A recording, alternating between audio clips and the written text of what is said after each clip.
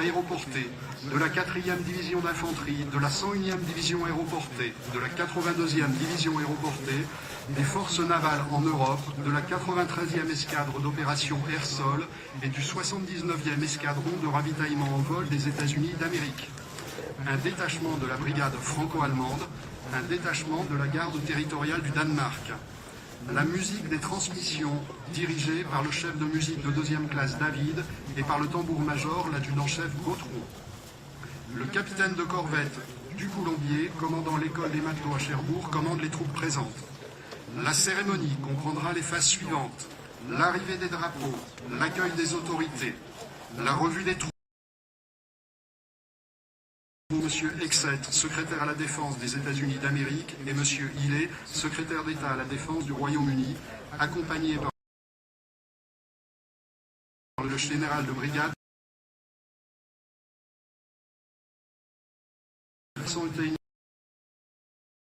123 d'Orléans et un C-130J de l'escadron de transport binational franco-allemand de la base aérienne 105 d'Évreux, suivi par 3 C-130J de l'US.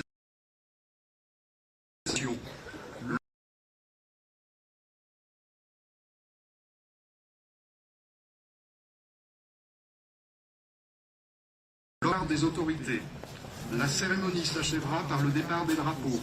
Nous vous demandons de rester à vos places jusqu'au départ des drapeaux. Nous allons accueillir le drapeau du 5e corps d'armée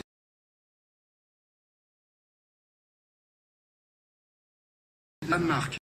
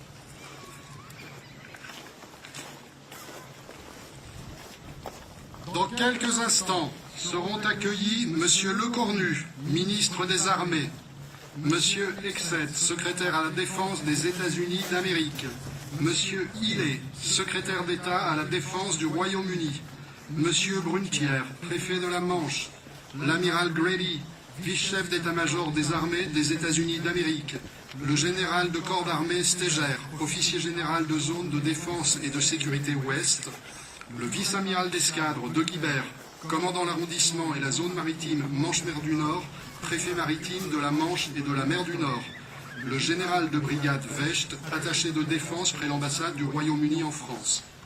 Ces autorités iront saluer les drapeaux, puis M. Lecornu passera les troupes en revue, accompagné par M. Hegseth et M. Hillet, suivi par l'amiral Grady, le général de corps d'armée Stéger et le général de brigade Vecht.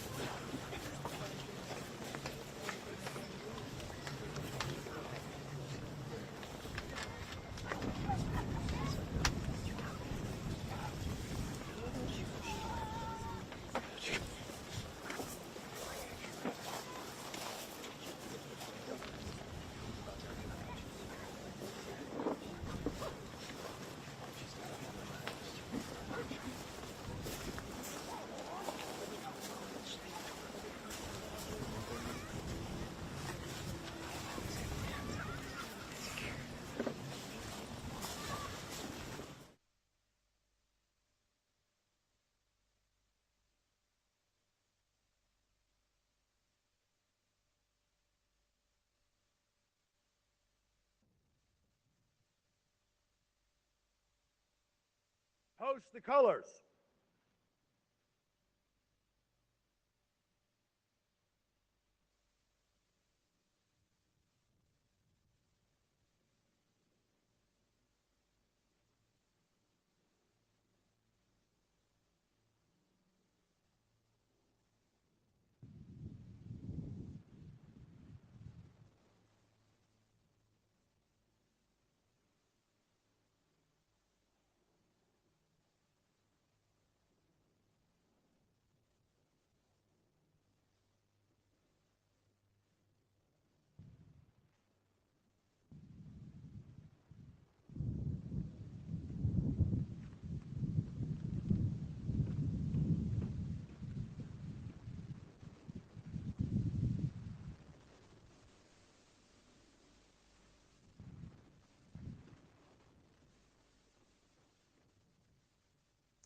Mesdames et Messieurs, veuillez rester debout pour les hymnes nationaux de la République française et des États-Unis d'Amérique. Please remain standing, ladies and gentlemen, for the national anthems of the French Republic and of the United States of America.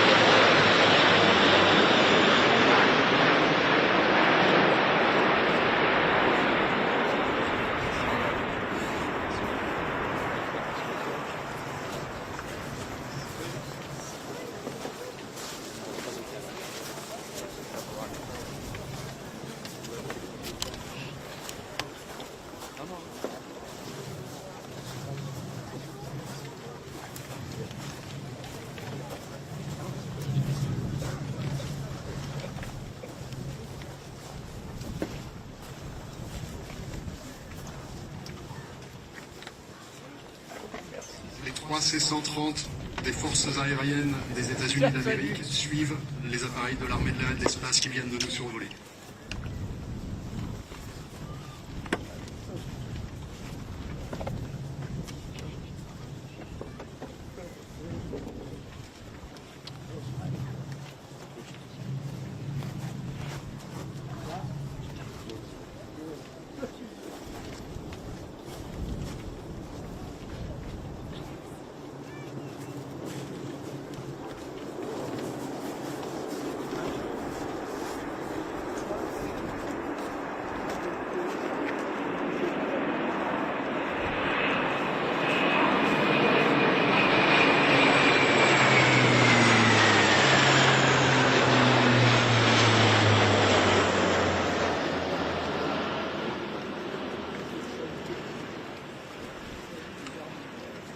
À l'aube du 6 juin 1944, 1213 bâtiments de combat, du chalutier armé au cuirassé de 30 000 tonnes, se présentent devant les côtes normandes. L'essentiel de cette flotte de guerre est britannique et américaine. L'effort des deux grands pays anglo-saxons est épaulé par celui de la Marine royale du Canada, mais aussi des marines européennes subsistant après les désastres du début de la guerre, norvégiennes, danoises, polonaises et surtout néerlandaises et françaises. Environ 3500 navires de débarquement de tout type accompagnent ces bâtiments de combat et vont acheminer les troupes vers les plages. À 4h55, les troupes d'assaut américaines, embarquées dans les chalands depuis presque une heure, quittent les transports de troupes de la force U de l'amiral Moon, mouillés à 18 km au large, et entament une traversée d'1h30 qui va les mener sur la plage.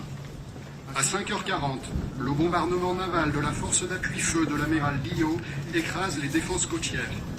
À 6h, les bombardiers B-26 de la 9e Air Force déversent 4400 tonnes de bombes sur la côte. Enfin, les chasseurs bombardiers P-47 et les chalands d'appui-feu saturent la côte avec leurs roquettes. Le groupe de bombardement Lorraine tend un écran de fumée protecteur entre la côte et la flotte en volant à 50 pieds au-dessus des vagues. 6h30, heure H. Les 600 hommes de la première vague du 8e régiment d'infanterie du colonel Van Fleet de la 4e division d'infanterie s'élancent à l'assaut de Utah Beach. Ils ont eu un peu de chance. Les chalands de débarquement accostent à 2 km au sud de l'endroit où les troupes américaines sont censées débarquer, sur une étendue de plage moins bien défendue que prévu. Constatant l'écart et malgré une seule sortie de plage exploitable, le général de brigade Teddy Roosevelt Jr., commandant adjoint de la 4e division d'infanterie, qui a tenu à débarquer au milieu de ses hommes aux premières lignes, décide de ne pas redéployer ses troupes plus au nord et déclare « Nous commençons la guerre à partir d'ici ». Galvanisés par le calme et la présence du général, les GI vident la plage de ses occupants allemands en 1 heure. Le colonel Caffey, à la tête des sapeurs de la première brigade spéciale du génie, fait partie des premières vagues. Les sapeurs et les équipes de démolition de la marine débarquent à H plus 5 minutes. Les sapeurs du 237e bataillon du génie et de la compagnie B du 299e bataillon, ainsi que les marins des Naval Combat Demolition Units, nettoient la plage de ces obstacles et ouvrent des brèches dans les murs anti-chars. Vers 9h, le général Barton, commandant la 4e DI, débarque sur Utah Beach et envoie au général Bradley le message suivant. Plage nettoyée, route en construction, peu d'opposition. Dès la fin de matinée, la jonction avec les parachutistes de la 101e division aéroportée est réalisée. En fin de journée, 23 250 hommes et 1700 véhicules ont débarqué sur cette plage. Le débarquement sur Utah Beach est un succès complet. Les unités de l'armée de terre déplorent cependant la perte de 591 tués, blessés et disparus, et la marine compte 278 pertes. Monsieur Lecornu, ministre des Armées, va remettre la distinction de chevalier de la Légion d'honneur à Monsieur Donald Carter, vétéran du 44e bataillon d'artillerie de la 4e division d'infanterie, qui a débarqué sur cette plage le 8 juin 1944.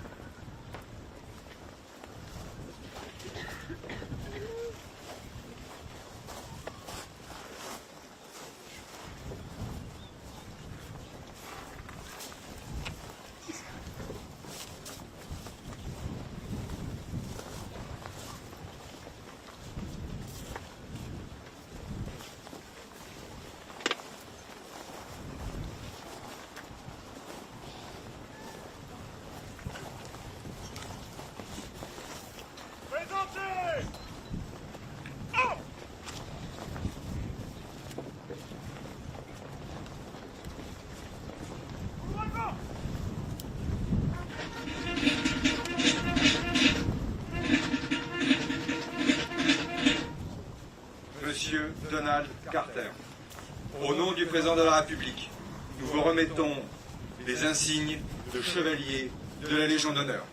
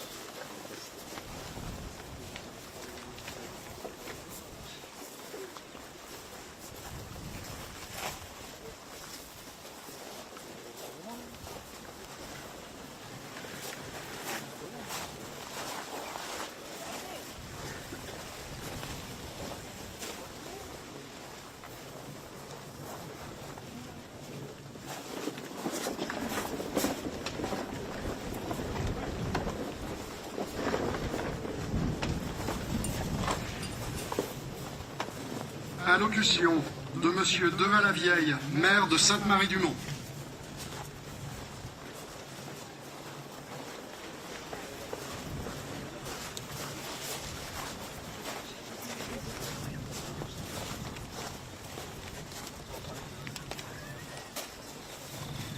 Monsieur le ministre, Messieurs les ministres représentant les nations alliées, Mesdames et Messieurs les parlementaires et élus, Mesdames et Messieurs les officiers, Mesdames et Messieurs en vos grades et qualités, dear veterans and family, thank you for your presence this day. Thank you for your action and sacrifice during the World War II. Many respect and gratitude for you. C'est avec émotion que je m'adresse à vous tous devant autant de nations alliées représentées d'hier et d'aujourd'hui. Quelle belle reconnaissance en ce jour à Utah Beach. Quelle belle reconnaissance de votre part vis-à-vis du sacrifice engagé dans cette opération de débarquement et l'espoir que cela représentait. C'est très important pour nous d'être tous ici présents pour ce 80e anniversaire. Je tiens à remercier toutes les personnes qui ont travaillé à l'organisation de cette cérémonie. Je veux aussi remercier les personnes qui veillent sur ce lieu toute l'année et qui en conservent son esprit de respect et de gratitude depuis sa création. Depuis le début de l'organisation de cette cérémonie, avec le comité du débarquement, nous voulons donner une place plus importante aux marins danois. Combien leur engagement a contribué au succès du débarquement, comment ces hommes qui ont mis leur idéal de liberté avant même le choix de leur pays. Depuis 1984, date de la mise en place de leur monument, nous entretenons une vraie reconnaissance et amitié avec les Danois, que nous tenions à partager avec vous aujourd'hui. C'est aussi un anniversaire particulier, le 80e anniversaire de ce monument à votre gauche, dédié et érigé par la première brigade du génie. Nous le devons au colonel Kefi, son commandant, qui avait dit « Impossible de repartir sans laisser un lien de mémoire pour tous mes hommes morts ici ». Ce monument a été inauguré par sa brigade le 11 novembre 1944 et le 6 juin 1945 avec les autorités civiles et militaires de l'époque. C'est vraiment la base de Utah Beach et un premier hommage à quelques semaines de la fin de la guerre. Dans la crypte sont inscrits les noms de 422 disparus pendant l'opération de débarquement ratée Tiger le 28 avril 1944 en Angleterre, et les noms des 26 morts le jour même de cette unité. Le colonel Kefi a fait cela contre la volonté de ses supérieurs. Nous lui devons aussi 90 panneaux In Honor Off qui jalonnent les routes autour du tas et que nous espérons bien parvenir à restaurer. Dans le contexte compliqué de notre monde d'aujourd'hui, je terminerai en vous citant la dernière phrase de la lettre de Antoine de Saint-Exupéry, écrite en novembre 1943. Cette lettre est dans notre musée depuis sa rénovation en 2011 et j'y tiens beaucoup. Les 50 000 soldats de mon convoi partaient en guerre pour sauver, non le citoyen des États-Unis, mais l'homme lui-même, le respect de l'homme, la liberté de l'homme, la grandeur de l'homme. Merci de m'avoir écouté, merci de votre présence.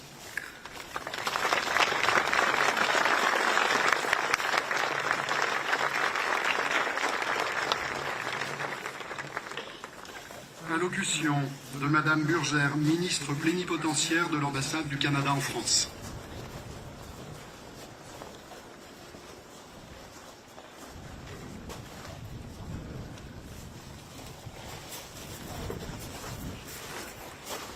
Chers vétérans, dear veterans, Monsieur le ministre des Armées, Honorable Secretary of Defense of the United States, Right Honorable Secretary of State for Defense of the United Kingdom, Excellences, Messieurs les attachés de défense, Monsieur le Président du Comité du débarquement, Monsieur le maire de Sainte-Marie-du-Mont, Mesdames et Messieurs les élus et représentants des autorités civiles et militaires, tous en vos grades et qualités, distingués invités, le 6 juin 1944, à l'aube, les plages de Normandie devenaient le théâtre d'un tournant majeur de l'histoire.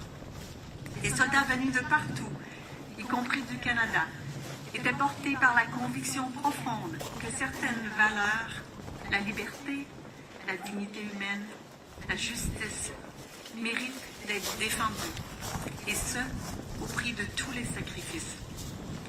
Plus de 14 000 Canadiens ont pris part au débarquement allié et à la bataille de Normandie.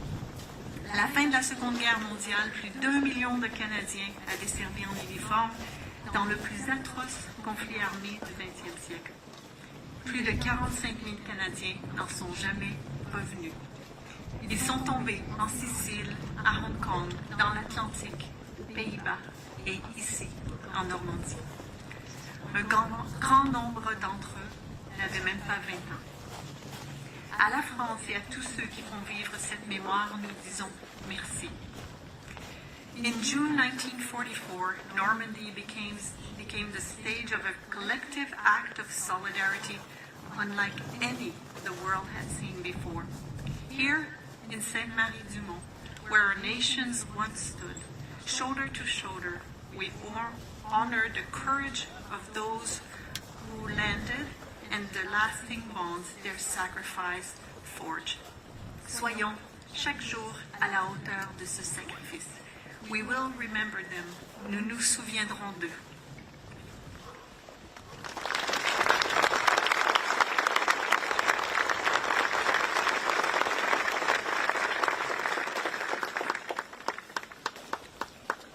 Allocution de Monsieur Tarka, chef de mission adjoint à l'ambassade de la République de Pologne en France.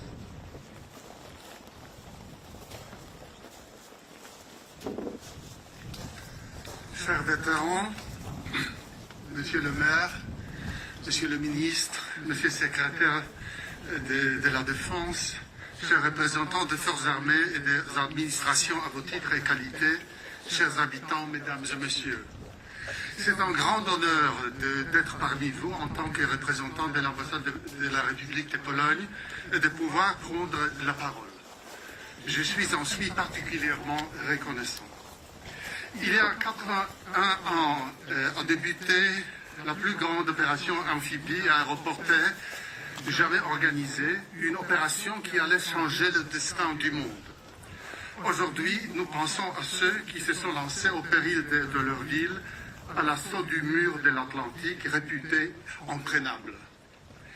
Ce matin de juin Plus de 700 navires de guerre et plus de 4000 bâtiments de transport avancés sous la protection de 12 000 avions alliés en direction des plages de Normandie.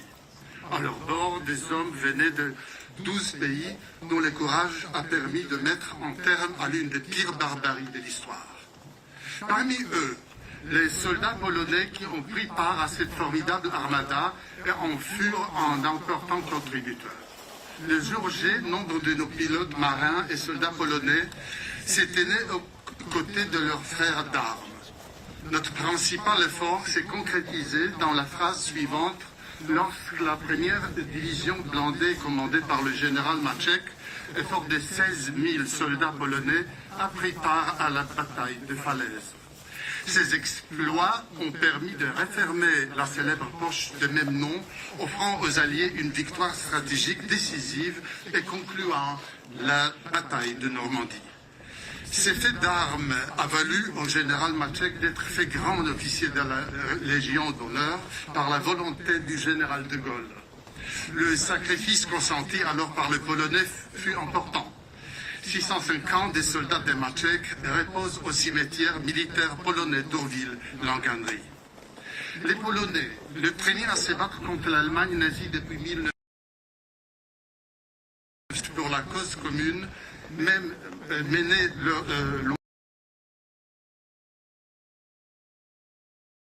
fidèles à notre vieille devise « Pour votre liberté et pour la nôtre », ils étaient présents sur tous les fronts des conflits.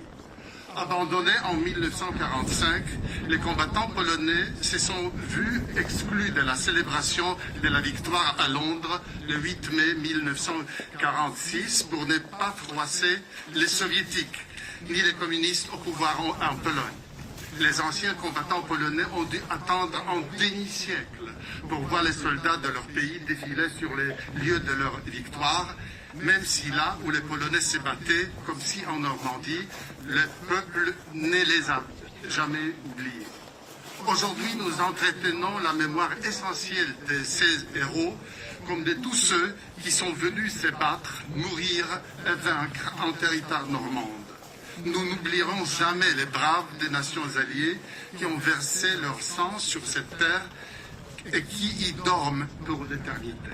Ladies and gentlemen, we come together today before the monument that pays tribute to the contribution of our heroes in the final victory over Nazi Germany.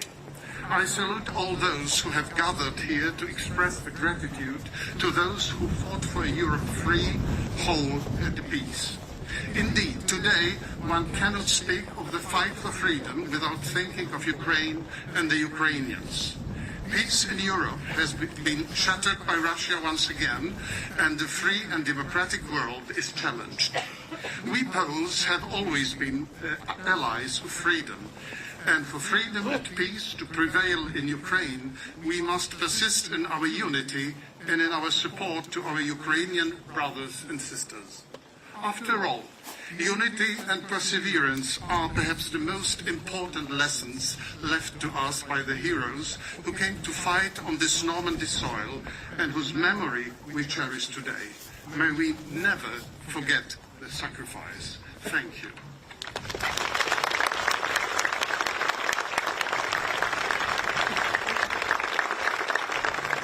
Allocution du général de brigade aérienne Reinhardt, attaché de défense près l'ambassade de la République fédérale d'Allemagne en France.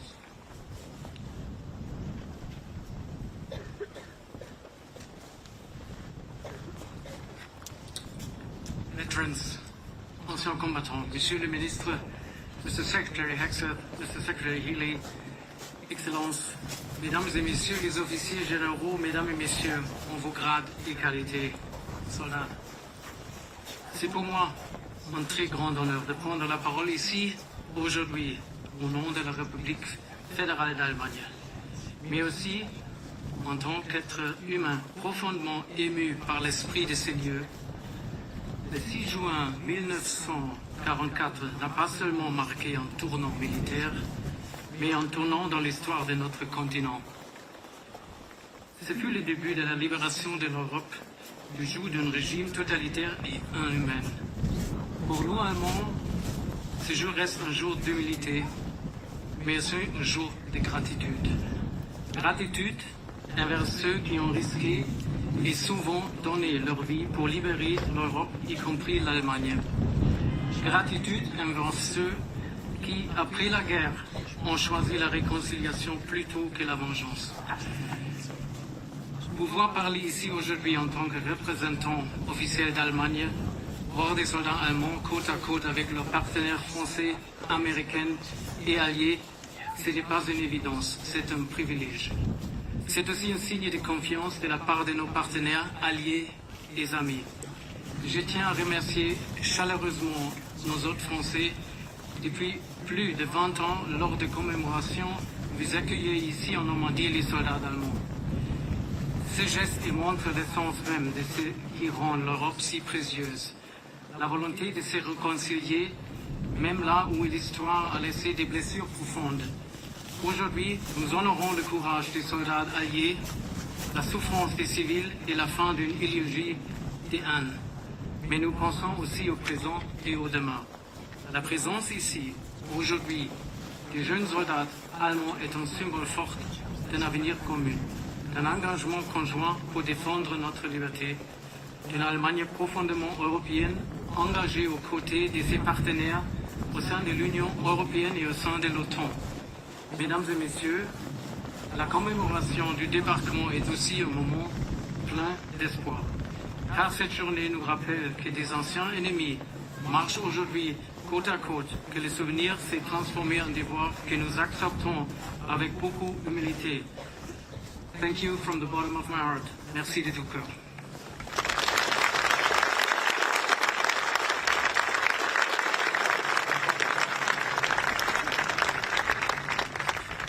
Allocution du colonel Lerain, attaché de défense près l'ambassade du Royaume de Belgique en France.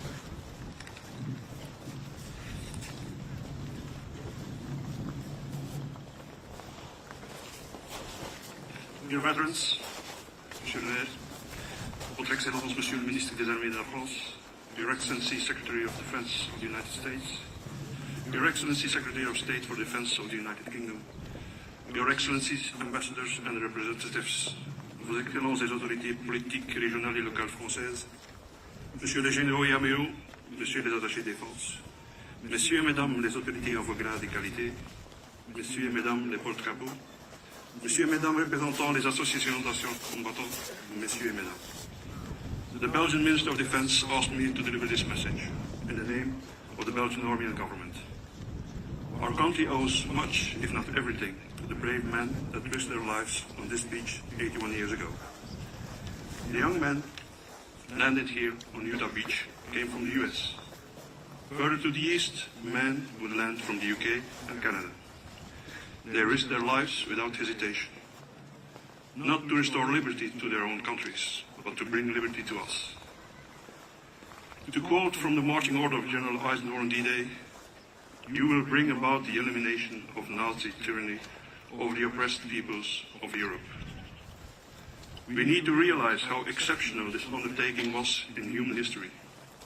Not so much from a military point of view, as is often done, but from a political one. The British could have accepted Hitler's peace of the fall of France, yet they chose to fight on, to liberate us from the Nazi occupation. Likewise, the United States could have judged that Nazi imperialism was not their problem, as a vast ocean separated them from its victims. Yet, the United States sent their finest sons to fight and die on this very beach, to restore freedom and democracy to Europe. Every 6th of June, we gather on these beaches and solemnly declare we will remember them. But did we really? Did we remain faithful to their memory?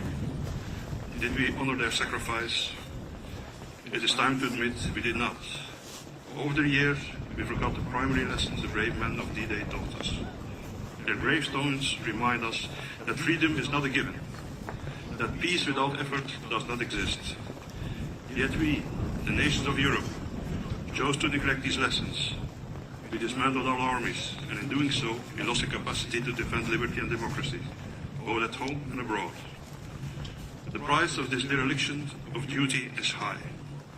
More than 80 years after being liberated, the European continent once again witnesses an imperial war of conquest, imposed by brutal dictators on a neighboring democracy. More European democracies may face the same fate if this dictator is allowed to succeed. If we are serious about honoring the sacrifice made by the Allied soldiers of D-Day, we need actions instead of words. We need to rebuild our military strength, as was the case in 1944. This is the only way to defend democracy and ensure a lasting peace in Europe. Churchill, Roosevelt, and de Gaulle were fully aware of this. They knew that freedom can never be preserved through weakness, never by yielding to the demands of a foreign tyrant, but only through strength. Let us remember these great champions of liberty today, and all the men that risked their lives on D-Day, for the sake of our freedom. And thank you.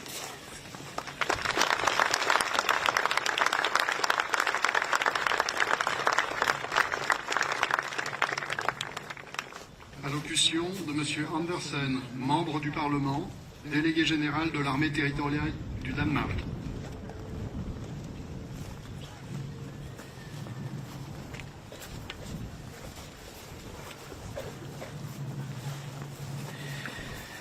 Honored veterans, ministers, excellencies, ladies and gentlemen, civil and military officers, representatives, parliamentarians and elected representatives. They came through the night. They came at the break of day. They came to liberate Europe. They came to make us free, to defeat the common enemy.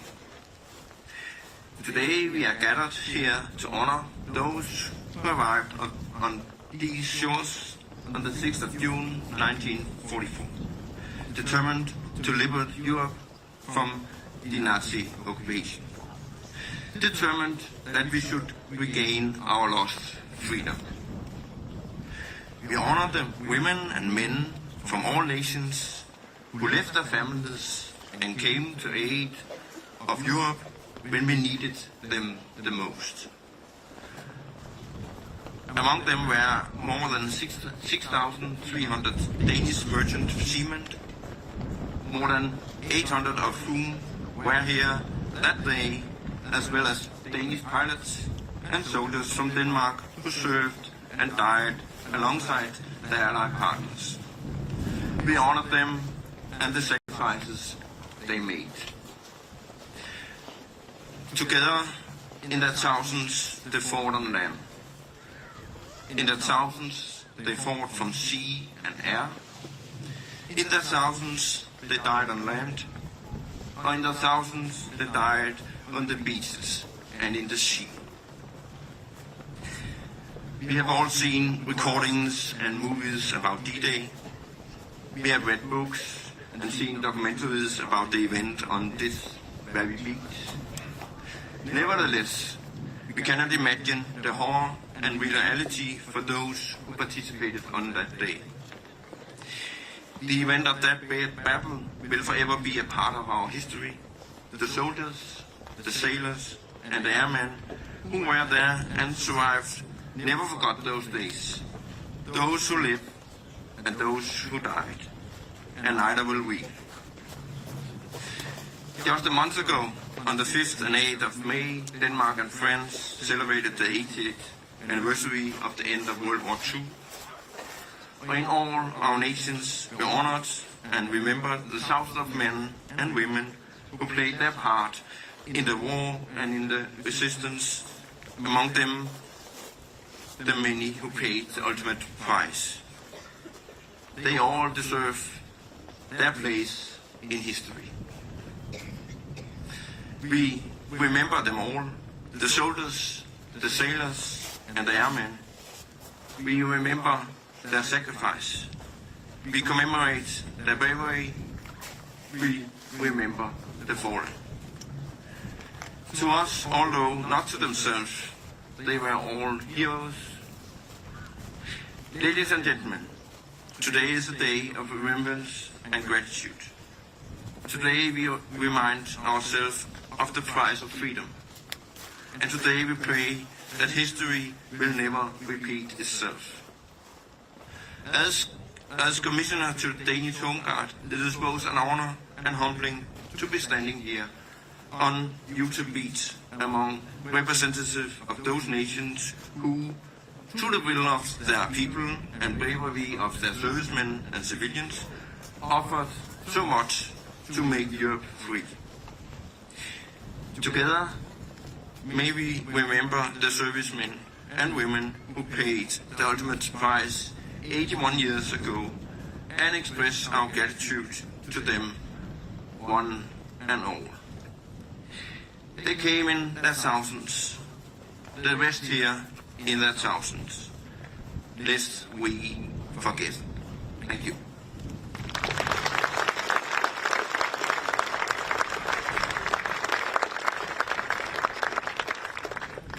Allocution du colonel Klefberg, attaché de défense près l'ambassade du Royaume de Norvège en France.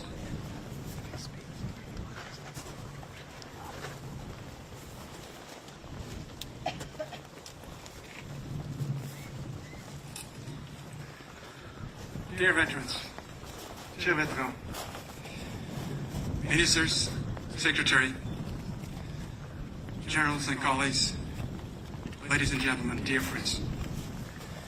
It's a great honor to be here at Utah Beach with you today on the 81st centenary of D-Day, representing the Minister of Norway, Defense Minister of Norway in the commemoration of the historical turning point on 6th of June 1944.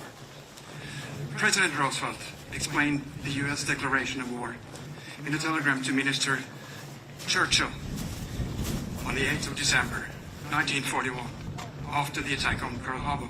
He explained it like this. Today, all of us are in the same boat with you and the people of the Empire. And it's a ship which will not and cannot be sunk. The monument on Utah Beach is a permanent reminder of the landing and the bonds that united the Allies in the battle against the Nazis during World War II. It reminds us of our common struggles and the importance of cohesion and solidarity while facing the threats that we cannot defeat alone. These qualities are not less important today than they were 81 years ago. In addition to the qualities of alliance, today we also remember the soldiers who fought and those who were killed. Many nations joined, also Norway. Allied forces landed with decisiveness and surprise on the beaches of Normandy. We commemorate the determination and willpower of individual soldiers. We fought shoulder to shoulder. Peace and freedom did not come without sacrifice. I would like to thank Minister Lekonu, the D-Day Committee, for keeping the memory of the landings alive. Your effort is preserving the memory of those who sacrificed everything for freedom. The ceremony also contributed to preserving our Allied bonds on the D-Day. For commemorating is therefore important, not less because of the struggles we face today. We are still in the same boat.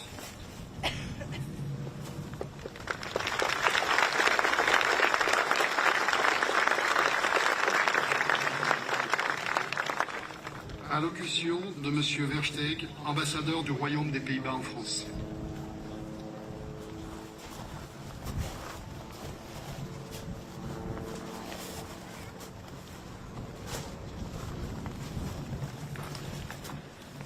Dear veterans, Monsieur le Ministre des Armées, Mr. Secretary of Defense, Mr. State Secretary of Defense, Monsieur le Préfet, Mesdames et Messieurs les parlementaires et les élus,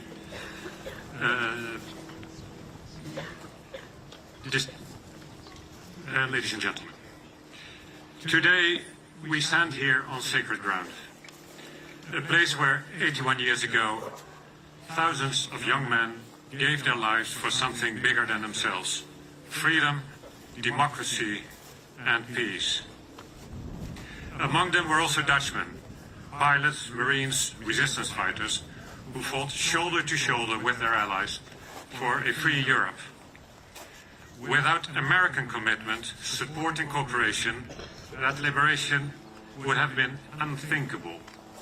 Together with British, Canadians, French, Poles and many others, they showed us what is possible when free nations unite in resisting tyranny. D-Day was not just a military operation, it is a moral compass. It showed that cooperation between nations, even in the darkest of times, can make all the difference. The moral compass was and is still vital today, because even now, European peace is under pressure. The war on our continent confronts us with the same questions as then. What is our responsibility? What are we willing to do for freedom and security?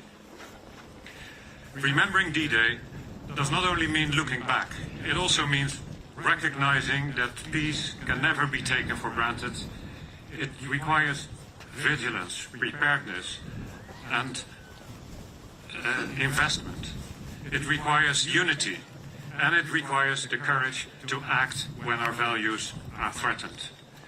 We are prepared to do our share. We're doing that with regard to Ukraine. We're doing that in NATO. And we will step up our efforts. Because today, we honor the past, but we also reaffirm our commitment to the future. For a world that stands for freedom, for solidarity between peoples, and for an international legal order based on common principles and common interests and the unshakable will to defend them.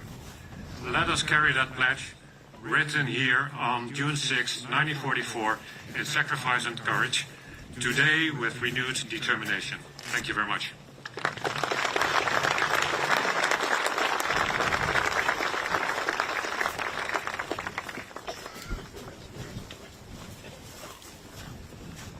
Allocution de M. Hegseth, secrétaire d'État à la Défense du Royaume-Uni de Grande-Bretagne et d'Irlande du Nord.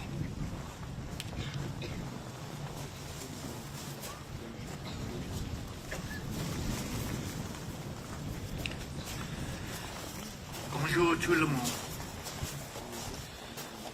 81 years ago today, tyranny bowed when the courage of free men forced open the gates of liberation. Within hours, the people of Saint-Mère-l'Église had control of their destiny again. Within 3 months, the tricolour once again flew from the Eiffel Tower. Within a year, the continent of Europe would once again know peace. It is a rare thing to have changed the course of history, but that is what the veterans of Normandy did. They fought for a future that they knew they may not live to see. And through their valour, we inherited a free world. We are humbled to be in your company. We give eternal thanks for your sacrifice. And I'm also grateful to the Comité des Débarquements as the stewards of our shared history. With every year that passes, your work becomes more important. And 81 years on, we return to Normandy to ask, what principle guided 150,000 souls across that body of water? What belief compelled the paratroopers of the 82nd and the 101st to thunder through the skies above us? What force drove the Ivy men to charge these dunes at Utah? All to liberate people they had never known in a land they had never seen. And that is the power of unity, the power of friendship, the faith in democracy and freedom. And through the sacrifices made on these shores, we learned the true strength of alliances, the strength of our warfighters standing together as they continue to do on operations today. Personnel from Manchester, from Marseille, from Minnesota. The strength of our nations standing together in NATO to deter current conflicts and adversaries. The responsibility to safeguard D-Day's legacy of freedom rests today with us. So let us give everlasting honour to our Normandy veterans, for whom the longest day never ended. And let us find the strength to carry on in their names and to carry forward their cause. Thank you.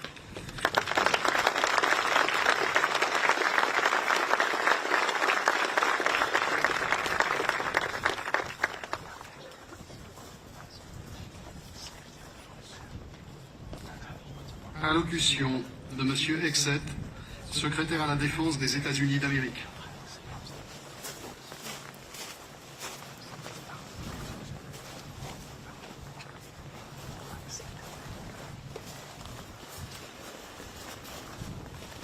Sebastian, ministers, generals, troops, our French friends, and of course, our heroes. The men of that day, the men of those days, the men of those weeks, the families and communities who loved them, who clung to a photo and newspaper clippings, with an understanding that young men from farm towns and city kids, rich and poor in all backgrounds, had sailed to a land far away to fight for people they never knew. Because in America and across the free world, we fight not because we hate what's in front of us, but because we love what's behind us. It's a special kind of love. A love that recognizes and understands that it requires sacrifice. You see, when I think of June the 6th, all I think of is the price of freedom. All I think of is what it took to walk off the back of a ramp on a Higgins boat, bullets whizzing, bombs dropping, waves crashing, equipment clamoring on your body, trying to stay afloat, trying to find cover, trying to find a medic, trying to find a bunker, all while under unrelenting fire with almost no chance of success. What motivates a man to do such thing? I think it's love. Not just love for your country or love for a cause, but love for one another. Which when you ask those men, they remember the man on their right and on their left. They remember the nurse that cared for them. They remember those that rest here, who we honor today, who we will never forget.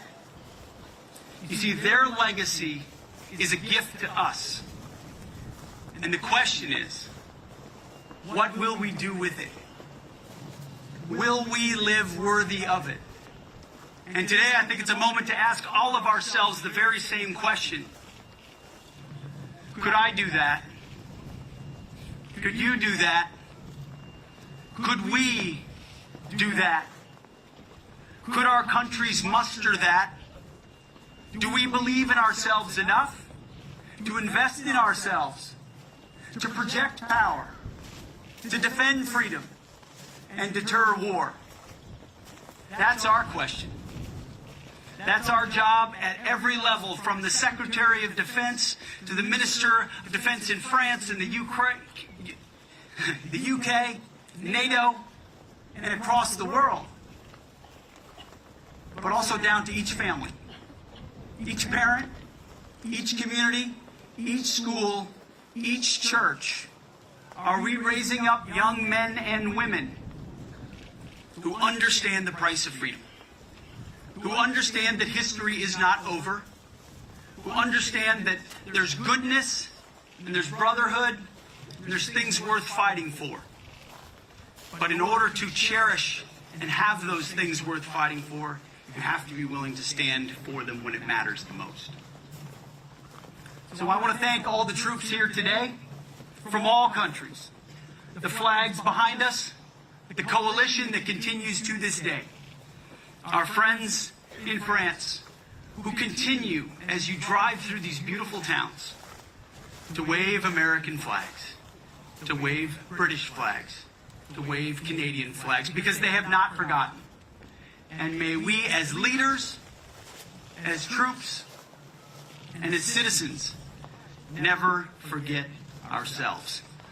Long live the American Republic, long live the French Republic, and may God bless the heroes of June the 6th.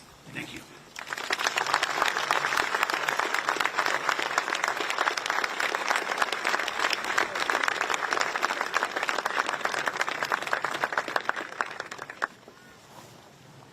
Allocution de Monsieur Lecornu, ministre des Armées.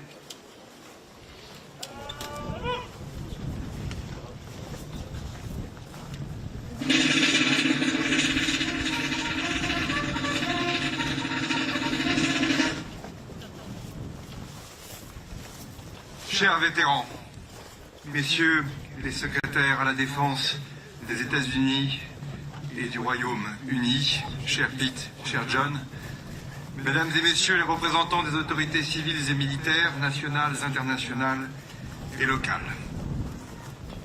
Alors qu'ils attendaient au large l'ordre de se lancer à l'assaut du mur de l'Atlantique, les soldats du 6 juin ont vu une lame fendre la nuit. Cette lame, c'était la ligne d'horizon éclairée par les premières lueurs de l'aube, et cette ligne à l'horizon, c'était la terre de France. Il y a 81 années, à 5h58, très exactement, le soleil se leva sur les plages d'Utah, Omaha, Gold, Juneau et Sword Beach. Et c'est ici, à 6h30, que la bataille de Normandie a commencé. Ce jour allait être le jour le plus long et sans doute le plus décisif, non seulement pour la libération de la France, mais pour la victoire et pour la paix. Bientôt, 150 000 combattants de la liberté, venus des États-Unis, du Royaume-Uni, du Canada, mais aussi de France, allaient débarquer.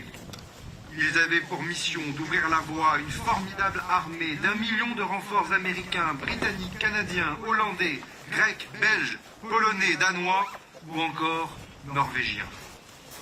Norvégiens, comme Anton Helvetier, qui avait été naturalisé américain un an plus tôt, en 1943, et qui fut le premier soldat à perdre la vie, ou plutôt à donner sa vie, au large d'Utah Beach. Car, avant même de poser le pied sur le sol de France, ces hommes durent affronter la mer et ses dangers. À l'abri des blocos hérissés sur ces dunes, les batteries ennemies déversaient la mort, et alors que les balles sifflaient et que les barges tanguaient, ils tenaient ferme. À bord, ces jeunes qui allaient devenir des héros étaient tous des frères. Jamais on n'avait vu plus vaste armada sur la mer et dans les airs. Dans la nuit, des milliers d'avions et de navires alliés avaient bombardé les côtes du Calvados et du Cotentin. Et partout, de Ouistreham à Saint-Martin de Varéville, un déluge de feu avait frappé les défenses ennemies. Après le ciel et la mer, c'était maintenant à la terre, à cette terre où nous sommes aujourd'hui, de recevoir l'assaut suprême. Il faut imaginer le mélange d'effroi et d'abnégation au moment de se jeter dans les eaux glaciales de la Manche, sous le feu nourri des mitrailleuses et des canons allemands. Un à un, ils sont sortis des chalands et se sont jetés, comme un seul homme, dans le combat de leur vie. Ici, à Utah Beach, la progression est périlleuse, mais elle est rapide. Appuyés par les chars Duplex Drive, les Jarrett américains s'emparent des positions ennemies. À 7h30, les soldats du génie avaient levé les principaux obstacles. Et à compter de midi, les forces débarquées ont opéré la jonction avec les troupes parachutées. La situation est beaucoup plus difficile à Omaha, la Sargent, où la résistance des forces allemandes, plus qu'ailleurs, est farouche. Sur l'ensemble des plages, plus de 3000 jeunes hommes périssent ce jour-là, leur sang attaché aux plages, et cette marque est inscrite à jamais dans notre histoire. Un homme était parmi ceux qui ont débarqué à Utah Beach le 6 juin et se trouve aujourd'hui parmi nous. Il s'agit de Donald Carter, soldat de la célèbre 4e division d'infanterie, à qui je viens de remettre, aux côtés des collègues ministres, les insignes de chevalier dans la Légion d'honneur, notre premier ordre national. Je suis heureux que la France puisse lui témoigner, dans sa 100e année, toute sa reconnaissance pour son combat et celui de ses frères d'armes 81 années plus tard. À l'extrême est de l'opération Overlord, sur Sword Beach, ce sont les 177 Français du commando Kiefer qui ouvrent la voie. Ils portaient avec eux l'honneur de la patrie qui se libère des armes à la main. Car, comme l'a déclaré le général de Gaulle au soir du 6 juin, la bataille de France fut aussi la bataille de la France. Une bataille qui avait commencé dès le 17 juin 1940, le jour où Geneviève de Gaulle-Antonios, Pierre Messmer et tant d'autres avaient refusé l'appel du maréchal Pétain à cesser le combat. Ce jour encore où Jean Moulin avait préféré se trancher la gorge plutôt que de trahir son pays et ses idées. Cette bataille, c'était celle des centaines de milliers de résistants de l'armée des ombres, dans le maquis du Vercors, sur le plateau des Glières, en Corse. C'était celle des Français libres, de Londres, d'Afrique et des Amériques, qui allaient bientôt les rejoindre pour sceller ensemble le destin de la France.